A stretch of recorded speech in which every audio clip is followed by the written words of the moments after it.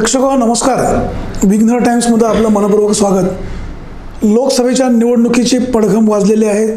उमेदवारी अर्ज दाखल झालेले आहेत. शिरूर लोकसभा मतदारसंघातून राष्ट्रवादी काँग्रेसकडून डॉक्टर अमोल कोल्हे यांनी उमेदवारी अर्ज दाखल केला आहे आणि शिवसेना भाजपकडून खासदार शिवाजीराव आढळराव यांनी चौथ्यांदा अर्ज दाखल केलेला आहे. आज दोन्ही पक्षांच्या उमेदवारांनी चांगल्यापैकी गर्दी करून उमेदवारी अर्ज दाखल केलेले आहेत. खासदार शिवाजीराव आढळराव चौकार मारणारच असं त्यांचे कार्यकर्ते म्हणत आहेत. तर यावेळेस आढळरावांना आम्ही रोखणारच असा दावा राष्ट्रवादी काँग्रेसचे कार्यकर्ते करत आहेत. 29 तारखेला मतदान कोणाला कसं होतं आहे निकालानंतर स्पष्ट होणार आहे. आपल्यासोबत आमदार शरददादा सोनवणे यांचे विश्वासू सहकारी संतोषजी घोटणे आहे. या लोकसभेच्या निवडणुकीकडं ते कसं पाहत आहेत, त्यांना काय वाटतं, काय होईल ह्या निवडणुकीमध्ये आपला समजून घेण्याचा प्रयत्न आहे. संतोषराव नमस्कार. लोकसभेची निवडणूक आता सुरू झालेली आहे. शिरूर लोकसभा मतदारसंघातून राष्ट्रवादी काँग्रेसकडून डॉक्टर अमोल कोल्हे यांना उमेदवारी मिळाली, त्यांनी फॉर्म भरला आहे. शिवसेनेकडून खासदार शिवाजीराव आढळराव यांनी चौथ्यांदा अर्ज दाखल केलेला आहे. आज दोघांनीही फॉर्म भरलेत. दोघांनीही चांगल्या प्रकारे गर्दी जमवण्याचा प्रयत्न केला आहे. तुम्ही कसं पाहता? निवडणुकीची रणधुमाळी अतिशय जोरात चाललेली आहे आणि निवडणुकीमध्ये प्रथमदर्शनी पाहिलं आपण तर ह्यामध्ये अनेक उमेदवार उभे राहतील. पण एक पाहिलं तर त्यामध्ये दोन मुख्य उमेदवार असं मला वाटतं. त्यामध्ये शिवसेनेचे खासदार शिवाजीदादा आढळराव पाटील आणि राष्ट्रवादीकडून ज्यांना उमेदवारी भेटली ते डॉक्टर अमोलजी कोल्हे. या दोन उमेदवारांमध्ये निवडणुकीची लढत होईल असं एक सर्वसाधारणपणे आपल्या सगळ्यांना दिसतंय. निवडणूक अजून आत्ताशी सुरुवात झालेली निवडणुकीला, अजून बरेच दिवस प्रचाराचे आहेत. त्यामुळं वेगवेगळ्या वळणावरती ही निवडणूक जाणार आहे.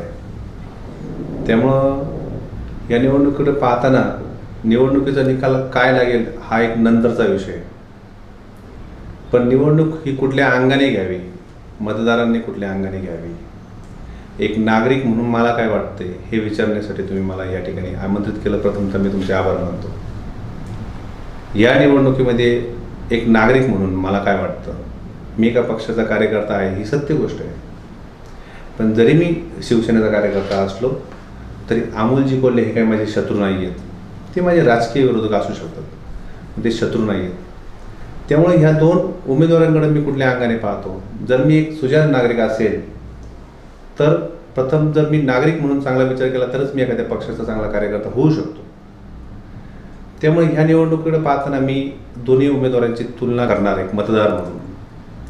आणि मी ज्यावेळेस तुलना करतो ह्या गोष्टीची तर एका बाजूला शिवाजीदादा आढळराव पाटील की सलग ते 3 वेळा या मतदारसंघात निवडून आलेत आणि भरघोस मताधिक्याने आलेत. आणि एका बाजूला डॉक्टर अमोलजी कोल्हे की जे नुकतेच आपल्या जुन्नर तालुक्यामध्ये आलेत आणि उमेदवारीसाठी त्यांनी राष्ट्रवादी पक्षाकडे मागणी केली. आणि जुन्नर तालुक्यामध्ये नुकतेच आले म्हणजे ते तालुक्यातलेच आहेत? नाही, ते तालुक्यातले आहेत पण ते निवडणूक लढवण्यासाठी नुकतेच आलेत हे सत्य मान्य केलं पाहिजे आपण. मी सर्वप्रथम एक सांगतो की मी जरी शिवसेना पक्षाचा एक कार्यकर्ता असला पण एक नागरिक म्हणून मी इथे मत मांडण्याचा प्रयत्न करणार आहे. ते ह्या तालुक्याचे जरी असले तरी ह्या तालुक्यामध्ये निवडणूक लढवण्यासाठी ते आता आलेले आहेत. त्यांचं मूळ कार्यक्षेत्र हे मुंबई आहे हे सत्य मान्य केलं पाहिजे. व्यवसायाचं कार्यक्षेत्र? हो, व्यवसायाचं त्यांचं कार्यक्षेत्र मुंबई आहे. आणि मग त्यांच्या मनामध्ये इच्छा आली का निवडणूक लढवावी. ते या देशाचे नागरिक आहेत, त्यांना निवडणूक लढवण्याचा पूर्ण अधिकार आहे. फक्त विषय असा आहे का मी ज्यावेळेस या दोन उमेदवारांची तुलना करतो तर मी ह्यापैकी कुठल्या उमेदवाराला निवडावं तर मी हे विचार करत असताना मी एका बाजूला आढळराव पाटलांना डोळ्यासमोर ठेवतो आहे की गेले 15 वर्ष ते सतत काम करत आहेत आणि ह्या ह्या मतदारसंघात माझ्या माहितीप्रमाणे अंदाजे 750 ते 800 गावं आहेत. या मतदारसंघाची लोकसंख्या साधारण 42 लाख आहे, 40 ते 42 लाख. आणि आता ह्या 40 ते 42 लाख लोकांची जबाबदारी घेणारा उमेदवार आपल्याला निवडायचा आहे. मग तो अमोल कोल्हेंना निवडायचा का शिवाजीदादांना निवडायचा आहे हा प्रश्न आपल्या सर्वांसमोर आहे. आणि त्यामुळे विचार करून आपल्याला मतदान करावं लागेल का ह्या 42 लाख लोकांची जबाबदारी कोण घेणार. तर मी एका अंगाने असं पाहतो की डॉक्टर अमोलजी कोल्हे निवडणूक लढवण्यासाठी आलेत. प्रथम त्यांनी निवडणूक लढू नये असं माझं म्हणणं नाही, पण त्यांनी निवडणूक लढवताना आपल्याला ह्या मतदारसंघाची पूर्ण माहिती आहे का किंवा त्यांनी त्याचा अभ्यास केला आहे का हा संशोधनाचा प्रश्न आहे. त्यांना ही सगळी गावं माहीत आहेत का किंवा आढळराव पाटलांना ही सगळी गावं माहीत आहेत. त्यांना पूर्ण मतदारसंघाचा अभ्यास आहे.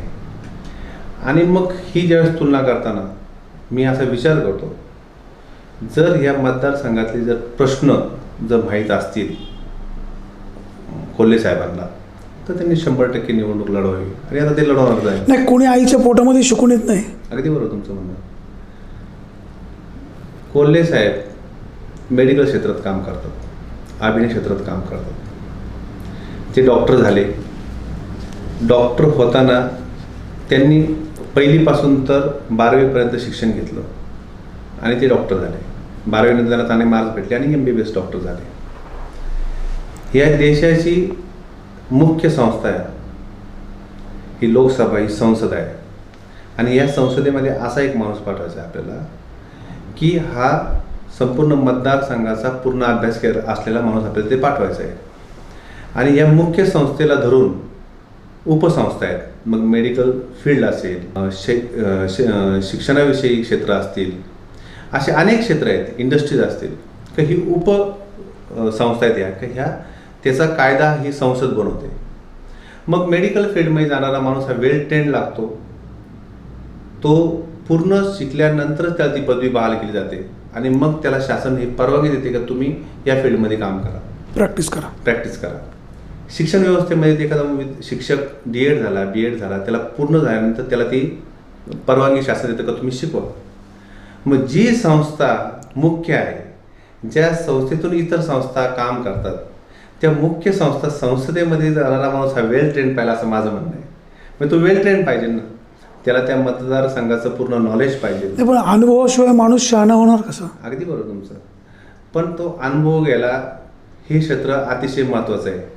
50-40-45 लाख लोकसंख्या असलेल्या लोकांची जबाबदारी घ्यायची. इथे नक्की सुचवायचे का. मला सुचवायचं हेच आहे त्याच्यामध्ये की कोल्हे साहेबांनी निवडणूक लढवावी त्याबद्दल माझं काय म्हणणं नाही. मी त्यांच्या द्वेषाने बोलत नाही, त्यांच्यावर टीका करत. पण अडचण अशी आहे का तुम्हाला शिकण्यासाठी जर कधी 5 वर्ष गेली तर या 5 वर्षाची जबाबदारी 50 लाखांची लोकसंख्येची जबाबदारी घेणार कोण, हा गंभीर विषय माझ्या दृष्टीने. आमचं असं म्हणणं आहे की आढळराव साहेबांना विरोधात राष्ट्रवादीने एखादा उमेदवार उभा केला हरकत नाही, ती लोकशाही ते करणार. त्यांना पर्याय निवडताना त्यांच्या तोडीचा उमेदवार त्यांनी करावा उभा आणि लोकांनी त्यांचा निर्णय घ्यावा, त्याबद्दल आमचं काही म्हणणं नाही. पण ज्या तुम्हाला विभागाचं काम करायचं आहे त्या विभागामध्ये कुठल्या रस्त्याचा प्रॉब्लेम आहे, कुठे आरोग्याचा प्रॉब्लेम आहे, कुठे काय अनेक प्रॉब्लेम आहेत विकासाचे, त्या प्रॉब्लेमविषयी तुम्हाला जर यांची काही माहीत नाही, काय माहीत नाही आणि मग तुम्ही त्याच्यामध्ये काम करायला जाणार आणि त्याच्यामध्ये शिकायला तुम्ही 4-5 वर्ष घालवणार तर ह्या 4-5 वर्षात 40 ते 42 लाख लोकांची जबाबदारी घेणार कोण, हा माझ्या दृष्टीने चिंतेचा विषय. म्हणून मी सांगतोय निवडणूक लढवण्याबद्दल काही हरकत नाही, पण राष्ट्रवादी पक्षाने उमेदवार देताना हा विचार करणं गरजेचं होतं की आढळराव साहेबांना जर पर्याय द्यायचा आहे तर ह्या मातीमध्ये ज्याची नाळ जोडलेली आहे, ह्या धर्तीवर ज्यांनी काम केलेलं आहे, जो लोकांपर्यंत पोहोचलेला आहे. मी एक उदाहरण म्हणून सांगतो. आणि मला खरं सांगायचं म्हणजे तर मला काही गोष्टी जर मी काही लोकांच्या प्रतिक्रिया ऐकल्या तर थोडंसं वाईट पण वाटलं त्याचं की नवीन माणसाला संधी दिली पाहिजे. हे संधीचं इथं क्षेत्र नाही आहे.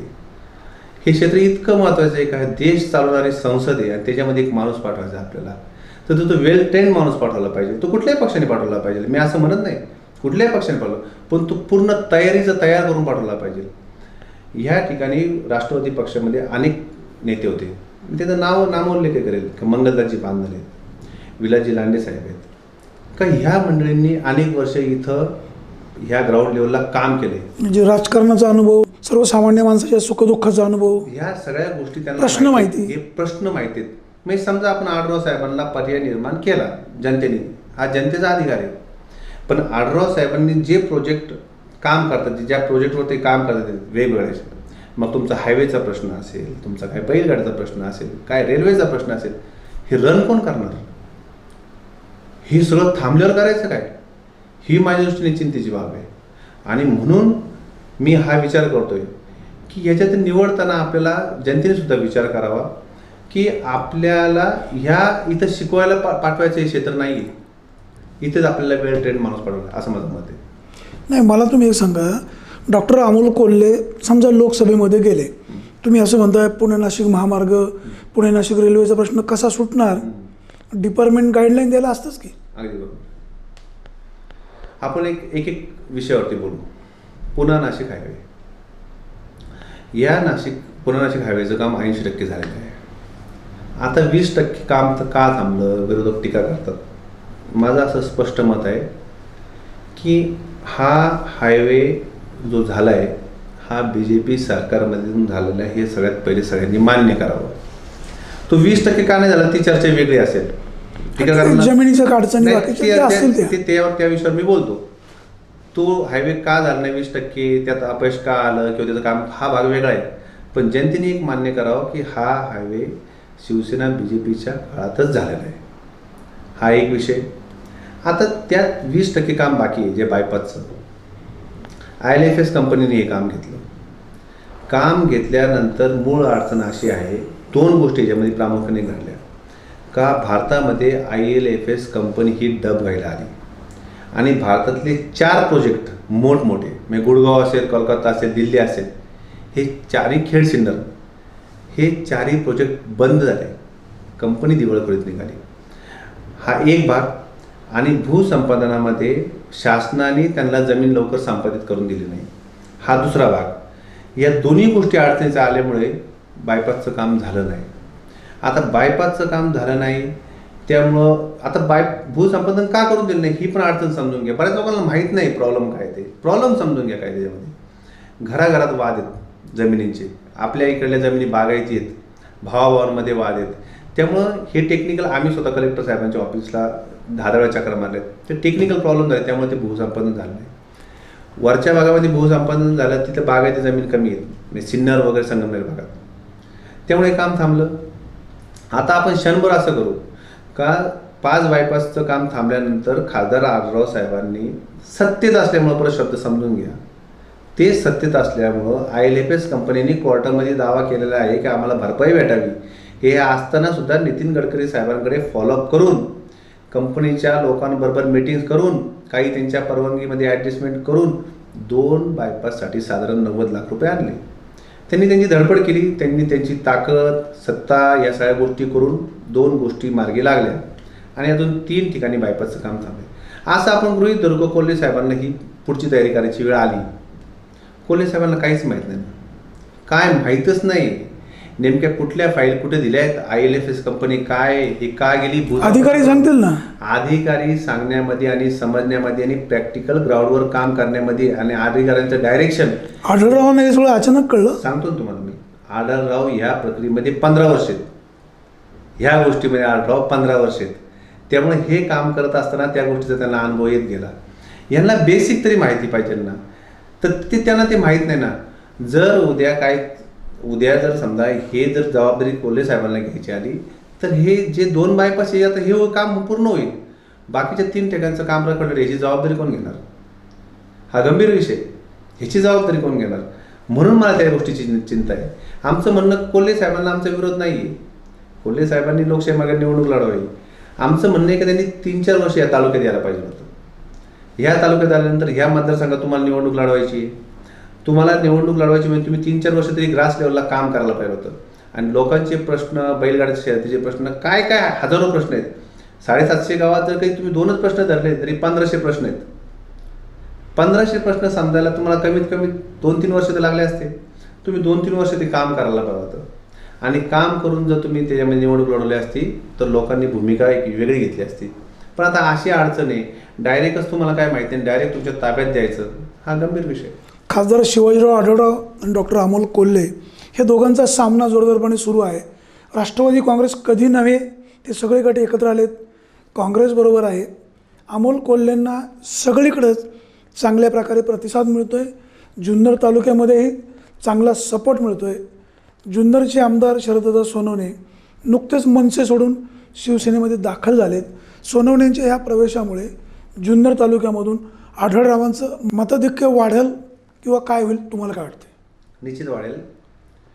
कुठलाही पक्ष हा बेरजेचं राजकारण करतो आणि यामध्ये शरददादांनी पक्षामध्ये प्रवेश केला. एक शरददादांची ताकद, एक शिवसेनेची प्रॉपर ताकद, सर्व शिवसेनेचे जुने नवे एकत्र आलेले आहेत. सुरुवातीला थोडे 2-3 दिवस झाले, हे सत्य मान्य केलं पाहिजे आपण, पण सगळे एकत्र आलेत आणि शिवाजीदादांसाठी सगळे एकत्र आलेत आणि नक्कीच तुम्हाला निकालामध्ये कळेल का याचा फायदा नक्कीच शिवसेना पक्षाला होईल, शिवाजीदादा आढळराव पाटलांना. बैलगाडा शर्यतीचा विषय नेहमी चर्चेला जातो. शिवाजी आढळराव यांनी बैलगाडा शर्यत सुरू होण्यासाठी खूप प्रयत्न केले. राष्ट्रवादी काँग्रेसच्या नेत्यांचा बैलगाडा शर्यतीला वरपासून तर खालपर्यंत तसा विरोध आहे. आता मात्र ही मंडळी म्हणत आहेत बैलगाडा शर्यत आम्ही सुरू करणार. कोल्हेसाहेब म्हणत आहेत बैलगाडा शर्यत सुरू झाली की बैलगाड्याच्या पुढे घोडी मीच धरणार. तुम्ही कसं पाहता? कोल्हे साहेबांना जसजशी लोक मार्गदर्शन करतील, हे बघा, ते त्यांची काही चुकी नाही. एक सर्वसामान्य माणूस निवडणूक लढवायला निघाला आहे, तेव्हा जसजसं ते मंडळी सांगतात तसं ते बोलणार. बैलगाड्यावर म्हणजे डायलॉग पाठ करतात तसं म्हणायचं तुम्हाला? बैलगाड्यावरती मी थोडंसं सविस्तर या विषयावर बोलणार आहे. ही निवडणूक मी पाहतोय का बैलगाड्यावरती खूप रन होते. बैलगाडा हा असा विषय का प्रामुख्याने हा आपल्या मतदारसंघात जास्त प्रमाणात महाराष्ट्रात खेळला, महाराष्ट्रात सगळ्यात जास्त, देशात महाराष्ट्र आणि महाराष्ट्रात आपला शिरूर मतदारसंघ. आता बैलगाड्याचा विषय असा झालेला आहे का बैलगाड्याविषयी खासदार आढळराव साहेब हे गेले 15 वर्ष प्रयत्न करतात. राष्ट्रवादीच्या काळात हा बंद पडला, हा विषय वेगळा आहे, पण गेले 15 वर्ष बैलगाड्याच्या विषयावरती खासदार साहेब प्रयत्न करतात चालवण्यासाठी. आत्ताची परिस्थिती अशी आहे आणि हे सत्य पण मान्य केलं पाहिजे. मी खासदार साहेबच काम करतात. मी काय कोर्टाचा काय विषय असेल, काय डॉक्टर्स असतील त्यांनी काय अहवाल तयार करायचं ह्याच्यावरती काम करतात. आत्ताची परिस्थिती आहे का सुप्रीम कोर्टामध्ये हा विषय आहे. आता सुप्रीम कोर्टामध्ये हा विषय असल्यानंतर ह्या विषयाचा निकाल येत्या 2-4 महिन्यात लागेल असं एक साधारण आपण प्रथमदर्शनी आपल्याला दिसतंय. 2 गोष्टी याच्यामध्ये का कुठल्या डॉक्टरांनी अहवाल तयार केला, सुप्रीम कोर्ट्समध्ये काय काय फाईल केलेलं आहे, तिथं कुठल्या वकिलांनी काय नॉलेज वापरलेलं आहे, ग्रासरूटला काय विषय आहे त्याचे, बैल हा प्राणी पळणार आहे का नाही, ह्या गोष्टीविषयी सर्व अहवाल अभ्यास करून गेले. अनेक गोष्टी मंडळी अभ्यास करतात. हा सुप्रीम कोर्टामध्ये जर न्याय विषय निकालात लागला तर आपल्याला तो विषय कायद्यामध्ये तरतूद करून मांडावा लागेल. हे 2 भाग आहेत. आता या 2 भागामध्ये अडचण अशी आहे की हा बैलगाड्याचा विषय हा आहे का शिरूर लोकसभा मतदारसंघातच जास्त केला जातो, त्यामुळे इथला खासदार हा सत्ताधारी असावा हे साधं आणि सोपं लॉजिक आहे. प्रश्न असा आहे की बैलगाडा शर्यतीचा विषय हा तसा नवीन नाही, गेले अनेक वर्ष सुरू आहे. केंद्रामध्ये पहिल्यांदा सेना भाजपचं बहुमताचं सरकार आहे.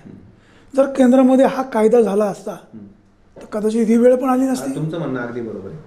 हा वेळ गेला, मध्ये राज्यामध्ये कायदा झाला, राज्यामध्ये याचा कायदा केला, बिल पास केलं, पण त्याच्यावरती काही टेक्निकल प्रॉब्लेम आले, त्यामुळं आक्षेप आले, काही अपिलात लोक गेले, त्यामुळे तो विषय थांबला गेला.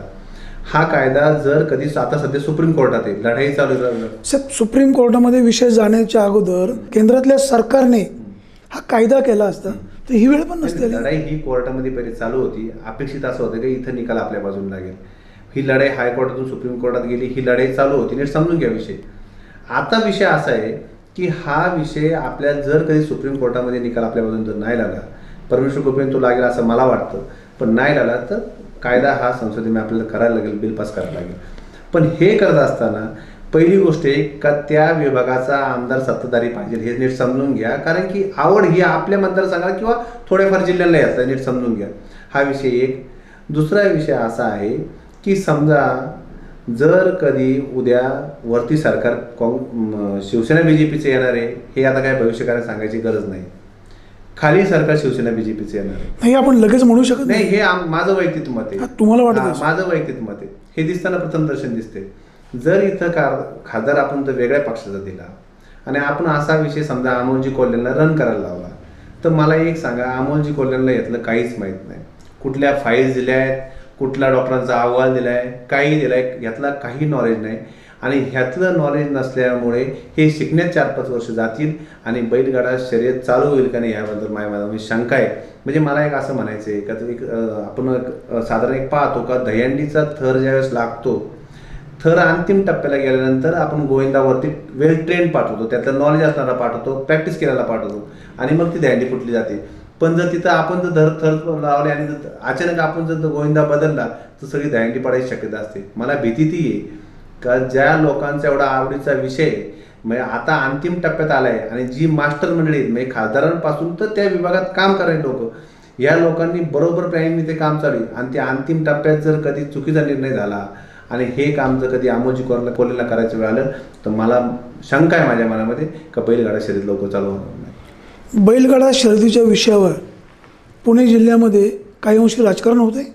राजकारण हे होतं जरा, बैलगाडा शर्यत हा राजकारणाचा विषय एक मोठा मी असं का म्हणतो, तो राष्ट्रवादी काँग्रेस ह्या विषयाकडं फार सकारात्मक दृष्टीनं पाहत नाही. जर बैलगाडा शर्यत चालू झाली तर याचं श्रेय आढळरावांना मिळेल. मग कुठेतरी राष्ट्रवादी काँग्रेस वेगळ्या मार्गाने त्यांना खो घालायचा प्रयत्न करते. राष्ट्रवादीच्या मंडळींना तुम्ही पर्सनल तर कधी भेटले आणि सहज विचारलं बैलगाड्याविषयीचं तर ते कुठल्या अँगलनी बोलतं तुम्हाला चांगलं माहिती आहे किंवा सगळ्यांनाच माहिती आहे. त्यांना फार त्याच्यामध्ये काही इंटरेस्ट नाही त्या बैलगाड्यामध्ये. पण आता निवडणुकीत बैलगाड्याचा विषय रन करायला पाहिजे. आमचं अमोलजी कोल्ह्यांविषयी इतकंच मत आहे की अमोलजी कोल्ह्यांना हे सगळे प्रोजेक्ट आणि जबाबदारीचे आणि गंभीर विषय हे जर तुम्हाला सगळे रन करायचे असतील तर किमान तुम्ही 2-3 वर्ष तुम्ही त्यातलं नॉलेज या मतदारसंघात येऊन घ्यायला पाहिजे. हा शिकायचा भाग नाही, संसदेत जाऊन माणूस इथून पाठवायचा आणि शिकेल म्हणून शिकवण्यासाठी. हा एवढा मोठा देशाची संसद कधीचा संपूर्ण देश चालवायचा जो मुख्य संस्था आहे त्याच्यामध्ये जर तुम्ही न शिकलेला माणूस तुम्ही पाठवताय आणि तो शिकेल आणि करेल, हे अतिशय एक कसलेला अभिनेता आणि एक अनुभवी नेता ह्या दोघांमध्ये लढत होती. तुम्ही कसं पाहता? नाही, असं आहे, अभिनय क्षेत्र हे वेगळे आहे. म्हणजे उद्या शिवाजीदादा आढळराव पाटलांना आपण असं गृहीत धरू शंभर की त्यांना आपण असं सांगितलं की तुम्ही उद्या अभिनय क्षेत्रात उद्याच्या उद्या मुंबईला जावा आणि एखाद्या मालिकेमध्ये सिरियलमध्ये पिक्चरमध्ये डायरेक्ट काम करा, तर शिवाजीराव आढळराव पाटलांना ते जमणार नाही. त्यांचा गोंधळ होईल आणि 2-4 वर्ष अशीच जातील. तीच परिस्थिती उलटी इकडे. अमोलजी कोल्हे साहेबांना डायरेक्ट इथं आलेत ते आणि डायरेक्ट निवडणूक लढवायला लागलेत. तर मला म्हणजे ते कसं काय ते करतील आणि काय म्हणजे त्याच्याविषयी माझ्या मनामध्ये खूप असं म्हटलं जातं की मतदारसंघातील खेडोपाडी अमोल कोल्हे पोचले नाहीत. संभाजी मालिकेच्या माध्यमातून अमोल कोल्हे प्रत्येकाच्या घराघरामध्ये पोचलेले आहेत. राष्ट्रवादी काँग्रेसची ताकद त्यांच्या पाठीशी आहे.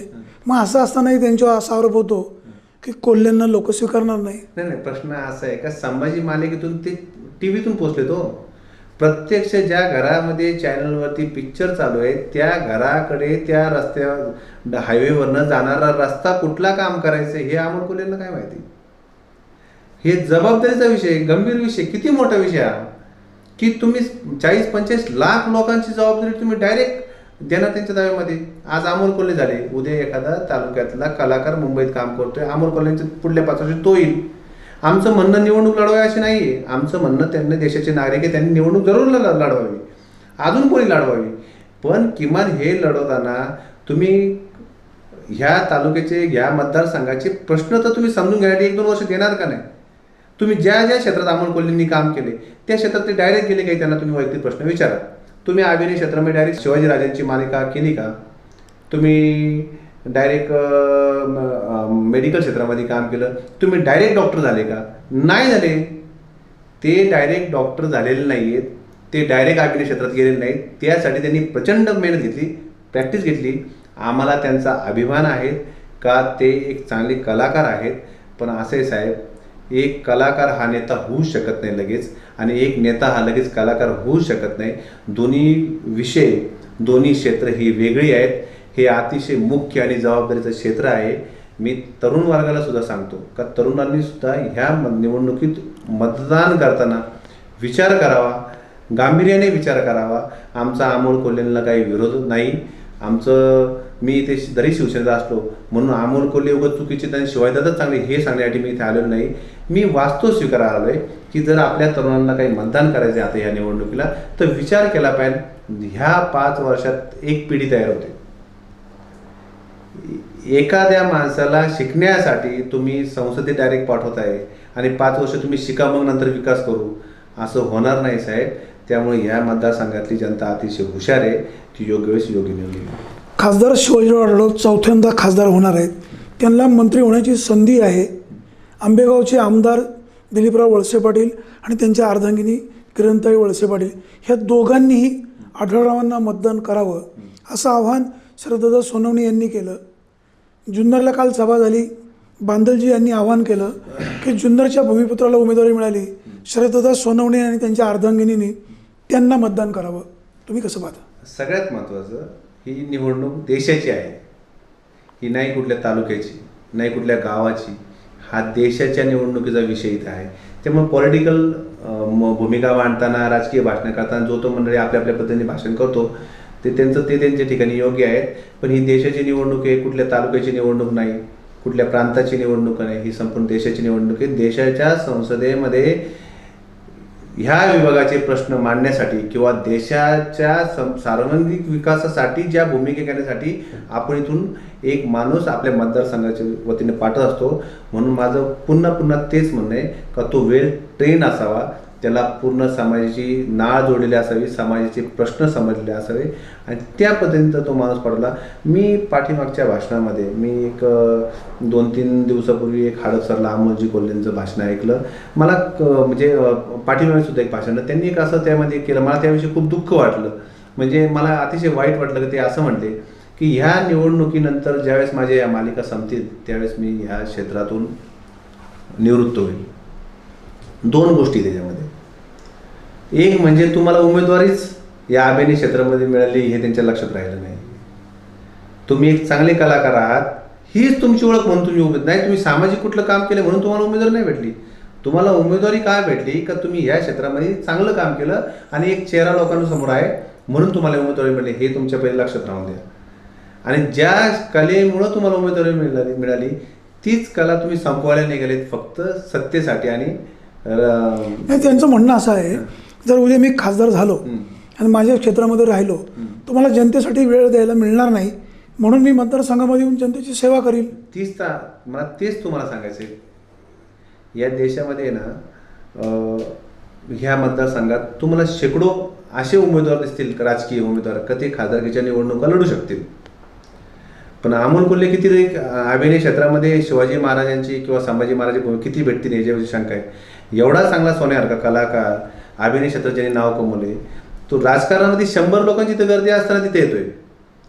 पण शिवाजी राजे किंवा संभाजी महाराजांची भूमिका करणारे किती असे अमोल कोल्हे नाही.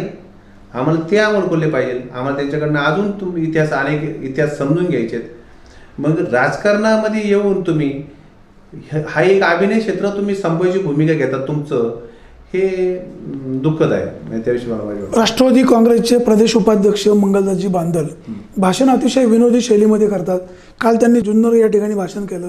त्यांनी आढळरावांचं काही व्यंगावर बोलले की आढळराव काळे आहेत, डॉक्टर अमोल कोल्हे गोरा गोमटा आहे, अशा प्रकारचं भाषण करणं लोक हसतात. परंतु असं त्यांनी बोलणं कितपत योग्य? आपल्याला लोकसभेमध्ये उमेदवार पाठवायचा आहे आणि अशी पोरकटपणे भाषणं करणं, लोकांना हसवणं कितपत योग्य? नाही, राजकारणामध्ये काही गोष्टीचं पथ्य पाळलं पाहिजे. या बाबतीत आम्ही पवार साहेबांचा आपण आदर्श घेतो की भाषणं करताना काही जरी चिमटे काढले तर ते पथ्य पाळून असतात. ते सगळ्यांनीच पथ्य पाळावे. पण निवडणुका हा असा भाग आहे का त्या 40 दिवसामध्ये वेगमध्ये चांगल्या नेत्यांकडनं काही चुका होतात. तर त्यांनी सुद्धा मंगलदास बांदल साहेबांनी सुद्धा काही पथ्य पाळावं.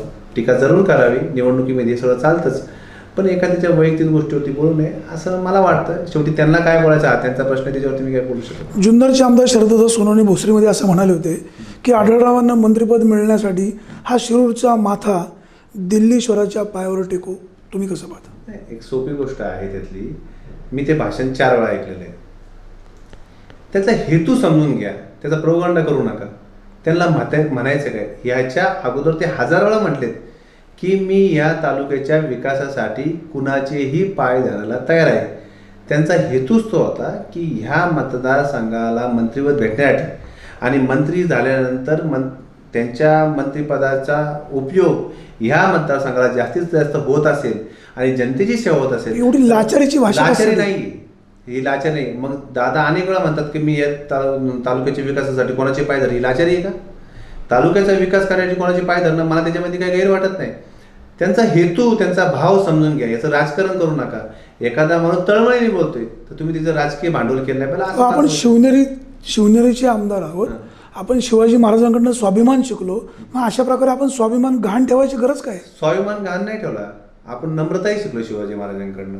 एखाद्याकडे नम्र होणं, एखाद्या गोष्टीसाठी एखाद्याला विनंती करणं, त्याच्यामध्ये स्वाभिमान घाण ठेवणं नाही. याचं राजकारण केलं त्यांनी. तुम्ही त्यांचं भाषण परत एकदा पहा. त्यांचं म्हणणं असं आहे की या मतदारसंघाच्या विकासासाठी मला काय करता येईल, वेळ पडली मी कोणाचे पाय धरेल, पण हा मतदारसंघ, हा लोकसभा मतदारसंघ पुढे नेण्यासाठी आम्ही कोणाचे पाय धरू, हा त्याचा स्पष्ट येतोय. त्याचं राजकीय भांडवल केलं. आता ते विरोधकांना निवडणूक आहे ती करणार, त्याबद्दल माझं त्यांच्याबद्दल. पुलवामाचा जो हल्ला झाला, आपले जवान शहीद झाले, त्याच्यानंतर भारताच्या एअरफोर्सने पाकिस्तानमध्ये घुसून अतिरेक्यांचे अड्डे उद्ध्वस्त केले. ह्या संदर्भामध्ये काही अंशी राजकारण पण होतं आहे.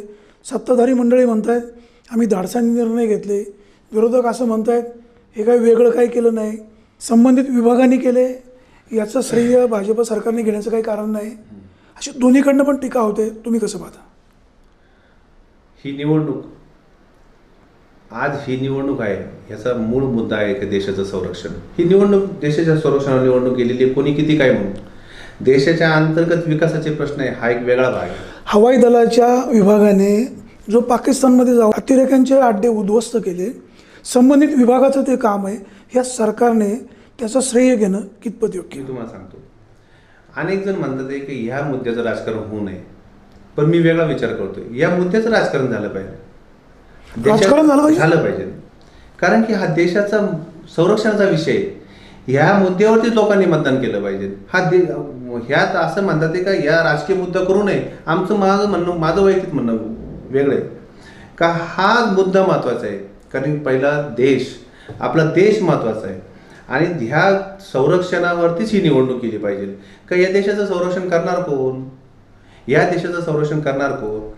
पुलवामावर हल्ला झाल्यानंतर काही दिवसाच्या आत मिलिटरी आणि मोदी सरकार यांनी बालाकोटवरती हल्ला केल्यानंतर त्यांचे 300 टेररिस्ट त्यांच्या पाकिस्तानमधल्या नागरिकांना धक्का न लावता 300 टेररिस्ट मारले, असा दावा मिलिटरी किंवा संबंधित आकडा कन्फर्म पण होत नाही. सांगतो ना, माझं म्हणणं उलट आहे का असं आपण गृहीत धरू का 300 नाही एकही गेला नसेल, असं त्यांच्या म्हणण्यानुसार काही विरोधक याच्यावर टीका करतात. आमचं म्हणणं असं नाही. यावेळेस विरोधकांनी ही भूमिका घेतली होती का 1000 मारले. तुम्ही जगामध्ये जर देशाची भूमिका मांडली असेल त्यावेळेस आपण एक पाहिजे. एका बाजूला मोदी सरकार जगामध्ये पाकिस्तान हे दहशतवादी राष्ट्र आहे, त्यांना मोदी सरकार कूटनीती करून बरोबर त्यांना पॉलिटिकल डिप्लोमॅसी करून त्यांना आर्थिक करून कोंडी करून जगामध्ये असं दाखवते का हे दहशतवादी देश आहे आणि आपले विरोधक सरकारला पाठिंबा द्यायचं सोडून पुरावे मागत असतात. या ठिकाणी देशाचा हा संरक्षणाचा गंभीर विषय. आणि म्हणून मी सांगतो, ज्यावेळेस या लोकांनी पुरावे मागितले, या देशातली जनता या निवडणुकीत मतदान करणार आहे. पुरावे मागणं चूक काय? पुरावे नक्की मागायला पाहिजे होते. माझं असं म्हणणं आहे का तुम्ही जे म्हणताय ना का 300 लोक गेली नाही त्यांची टेररिस्ट, आपण क्षणभर मी म्हणतो काय जेवढे गेले असेल क्षणभर असं म्हणतो का एकही गेलं नाही, पण हे तुम्हाला जाहीर मीडियासमोर बोलायची गरज होती का? तुम्ही असं म्हणायला पाहिजे 1000 गेले. हा देशाच्या अंतर्गत विषय होता. तुम्ही जगाला काय दाखवणार? पाकिस्तानवर तुमची भीती राहणार. सत्ताधारी मंडळी या विषयाचं राजकारण करतात, विरोधकांनी काय टाळ्या वाजवल्या? नाही, आमचं म्हणणं असं आहे, सत्ताधारी मंडळी राजकारण करते. मोदी साहेबांची तुम्ही सगळी भाषणं ऐका. त्यांच्या भाषणामध्ये एक होतं की पाकिस्तानला आम्ही अद्दल घडवणार, अद्दल, आणि त्यांनी ती घडवली अद्दल.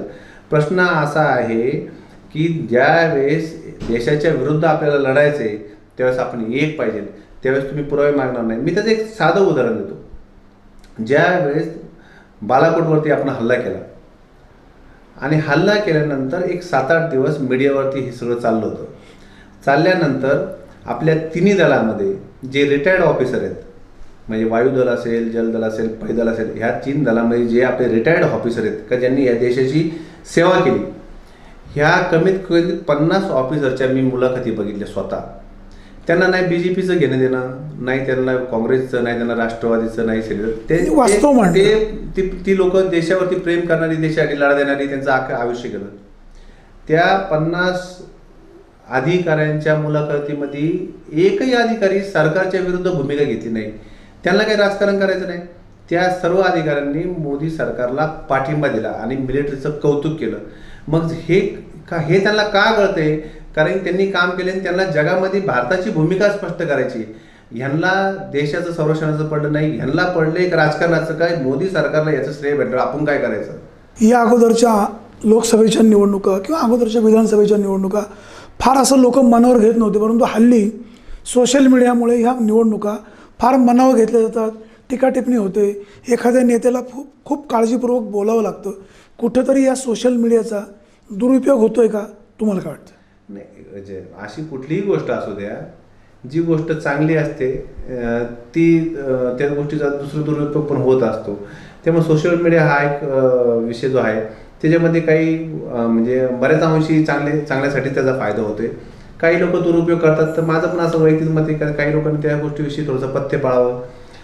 नेते हे सामाजिक क्षेत्रात, राजकीय क्षेत्रात रात्रंदिवस काम करत असतात. ते 100% काही परिपक्वच असतील असं नाही, त्यांच्याकडनं काही चुका करत असतील. पण आपण एखाद्या नेत्याविषयी भूमिका मांडताना किती मांडावी, किती पथ्य पाळावं, किंवा मी एखाद्या नेत्यावरती टीका करत असताना मी स्वतःचा आत्मपरीक्षण केला पाहिजे का. मी समजा पिंपोणी गावातला रहिवासी आहे, तर मी माझ्या आयुष्यात कधी एखादी 5,000 रुपये काढून एखाद्या गरीब मुलाला 5,000 रुपये वडापावची गाडी टाकण्यासाठी दिलेत का? बाबा 5,000 रुपये घेणे वडापावची गाडी टाक, हे तरी एवढं तरी माझं सामाजिक कार्य आहे का? जर मी हे केलं नसेल तर मी सुद्धा त्याच्यावर टीका करताना काही पथ्य पाळली पाहिजे. ही भूमिका ज्यांनी त्यांनी घेतली पाहिजे. पण हा देश या देशात लोकशाही आहे, प्रत्येकाला अभिव्यक्ती स्वातंत्र्य, मत मांडायचं. त्यामुळे जो तो मांडतोय. शिरूर लोकसभा मतदारसंघ हा पवारसाहेबांचा बालेकिल्ला. पवारसाहेबांचा हा बालेकिल्ला आढळरावांनी गेले 15 वर्ष आपल्या ताब्यामध्ये ठेवला. राष्ट्रवादी काँग्रेसला स्वतःचा उमेदवार मिळाला नाही. डॉक्टर अमोल कोल्हे यांना शिवसेनेतनं आपल्या पक्षात घ्यावं लागलं, त्यांना उमेदवारी द्यावी लागली. आज मात्र सगळी मंडळी आढळरावांना पराभूत करण्यासाठी प्रयत्नशील आहेत. तुम्हाला काय वाटतं या निवडणुकीमध्ये काय होईल? मी अगदी प्रामाणिकपणे सांगू का, म्हणजे जुनी म्हणे ताकाला जायचं गाडं लपवायचं नाही. मी पहिली नागरिक आणि नंतर शिवसेनेचा कार्यकर्ता आहे. मी नागरिक म्हणून पहिलं मत शिवाजीराव पाटलांना देणार आहे. तर मी काय देणार आहे ते मी या दोघांची तुलना करून देणार आहे. त्याचं कारण सांगतो. असं आपण गृहीत धरू शिवाजी आढळराव पाटील. पुन्हा एकदा मी बैलगाडीचा विषय घेतो. मी एक उदाहरण देतो. मी बैलगाडीचा विषय शिवाजी आढळराव दादांनी अमुक 70% 80% काम त्यांना यश आले. 70-80% म्हणजे लढाई करतात ते. आणि एका बाजूला समोर अमोलजी कोल्हे, मंगलदासजी बांधन आणि विलासजी लांडे साहेब, हे 3 उमेदवार आपण डोळ्यासमोर ठेवू.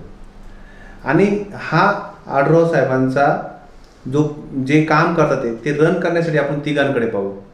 ते निश्चित सांगतो कोल्हे साहेबांपेक्षा हे दोन्ही नेते म्हणजे बांधनजी आणि लांडे साहेब हे दोन्ही नक्की उजवे होते, की जेणेकरून हे तुम्ही त्यांच्या भांडण लावता? मी याचं राजकीय भांडण करत नाही. मला ह्याच्यातून काही राजकारण साध्य करायचे नाही, मला त्यांच्या मतामध्ये हे करायचे.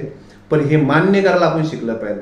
हे सत्य आहे की ज्या गोष्टीमध्ये शिवाजीदादांना 70% 80% यश आले, उरलेले 20% 10% काम रन करण्यासाठी नॉलेजेबलच पर्सन पाहिजे. शिकाऊ माणूस तिथं पाठवून फायदा नाही. आणि म्हणून जर ही मंडळी असती तर हे प्रोजेक्ट पुढे रन झाले असते. आता अडचण आमची अशी जर आहे त्याच्या पुढं म्हणजे नदीच्या मध्यापर्यंत आपण पोहत गेलोय. नदीचं पात्र निम्म संपलेलं आहे, पुढे तेवढंच अंतर आहे, पाठीमागे तेवढंच अंतर आहे. पण मध्यापर्यंत गेल्यानंतर जर माणूस घाबरला तर हुशार माणूस लक्षात घेईन की अंतर तेवढंच आहे, तो पलीकडे पोहून जाईल. आणि घाबरलेला माणूस परत पाठीमागेपर्यंत. मला सांगायचं हेच उत्तर आहे का हे अंतिम टप्प्यापर्यंत गोष्ट आली, पण तर हुशार माणूस तिथं दिला ते हे प्रोजेक्ट पुढे रन झाले असते.